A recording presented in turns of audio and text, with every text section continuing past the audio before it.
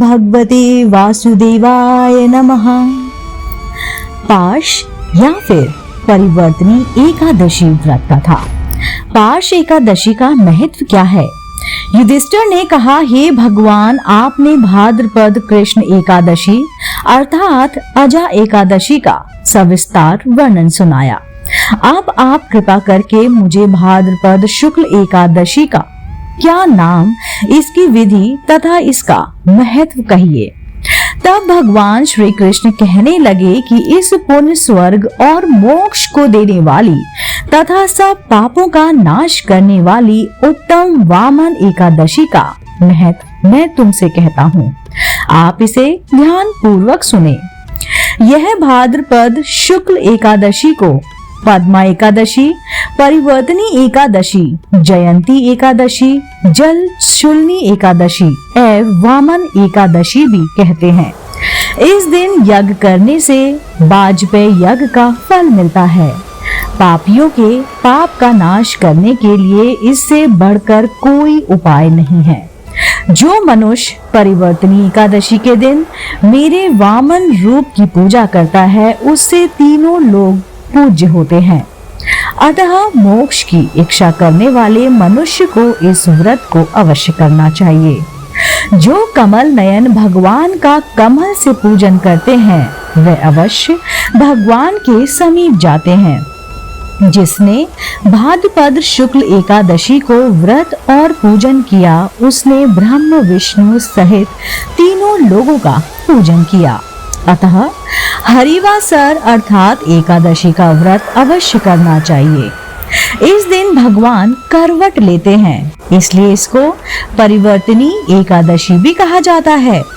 भगवान के वचन सुनकर युधिष्ठिर बोले कि भगवान, मुझे अति संदेह हो रहा है कि आप किस प्रकार सोते और करवट लेते हैं तथा किस तरह राजा बलि को बांधा और वामन रूप रखकर क्या क्या लीलाएं की।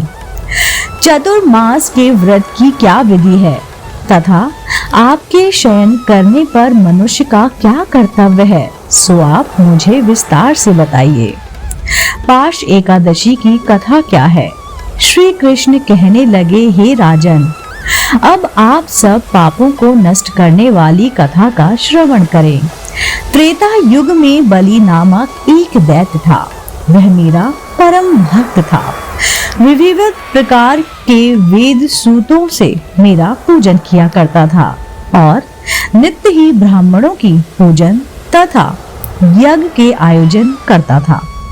लेकिन इंद्र से द्वेष के कारण उसने इंद्रलोक तथा सभी देवी देवताओं को जीत लिया। इस कारण सभी देवता एकत्र होकर सोच विचार कर भगवान के पास गए।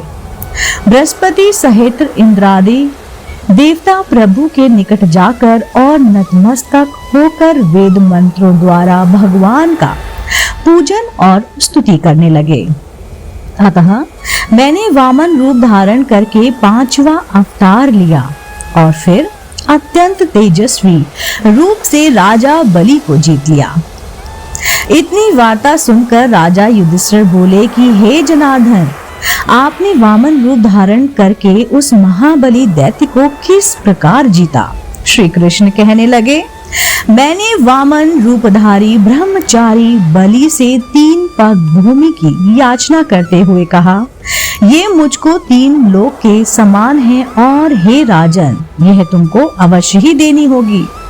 राजा बलि ने इसे तुच्छ याचना समझकर 3 पग भूमि का संकल्प मुझको दे दिया और मैंने अपने त्रिविक्रम रूप को बढ़ाकर यहाँ तक कि भूगोल में पद, भूलोक में जंघा, स्वर्गलोक में कमल और महलोक में पेट, जनलोक में हृदय, यमलोक में कंठ की स्थापना कर सत्यलोक में मुख, इसके ऊपर मस्तक स्थापित किया। सूर्य, चंद्रमा आदि सब ग्रह गण, योग, नक्षत्र, इंद्रादिक देवता और शेष आदि सब नाग गणों ने विविध प्रकार से वेद सूक्तों से प्रार्थना की। तब मैंने राजा बलि का हाथ पकड़कर कहा कि हे राजन, एक पद से पृथ्वी, दूसरे से स्वर्गलोक पूर्ण हो गए, अब तीसरा पद कहाँ रखूं? तब बलि ने अपना सिर झुका लिया और मैंने अपना पैर उसके मस्तक पर रख दिया, जिससे मेरा वह भक्त पाताल को चला गया। फिर उसकी विनती और नम्रता को देखकर मैंने कहा कि हे बलि, मैं सदैव तुम्हारे निकट ही रहूंगा। विरोचन पुत्र बलि से कहने पर भाद्रपद शुक्ल एकादशी के दिन बलि के आश्रम पर मेरी मूर्ति स्थापित हुई। इसी प्रकार दूसरी क्षीर सागर में शेषनाग के पष्ट पर हुई। हे राजन, इस एकादशी को भगवान शयन करते हुए करवट लेते हैं, इसलिए तीनों लोगों के स्वामी भगवान विष्णु का उस दिन पूजन करना चाहिए। इस दिन तांबा, चांदी, चावल और दही का दान करना उचित होता है। रात्रि को जागरण अवश्य करना चाहिए। जो विधि पूर्वक इस एकादशी का व्रत करते हैं वे सब पापों से मुक्त होकर स्वर्ग में जाकर चंद्रमा के समान प्रकाशित होते हैं और यश पाते हैं। जो पाप नाशक इस कथा को पढ़ते या फिर सुनते हैं उनको 1000 अश्वमेध यज्ञ का फल प्राप्त होता है। जय श्री हरि। दोस्तों, उम्मीद करती हूँ आपको पाश या फिर परिवर्तनी एकादशी व्रत कथा जरूर पसंद आई होगी। अगर आप ऐसी ही धार्मिक पौराणिक कहानी कथाएं सुनना पसंद करते हैं तो आप मेरे चैनल आध्यात्मिक कहानियों को तुरंत से लाइक कीजिए, शेयर कीजिए और सब्सक्राइब कीजिए। मैं आपको मिलती हूँ जल्द ही इसी चैनल पर नई रोचक जानकारी और कहानी के साथ। आप देख रहे थे अपना पसंदीदा YouTube चैनल आध्यात्मिक कहानियाँ।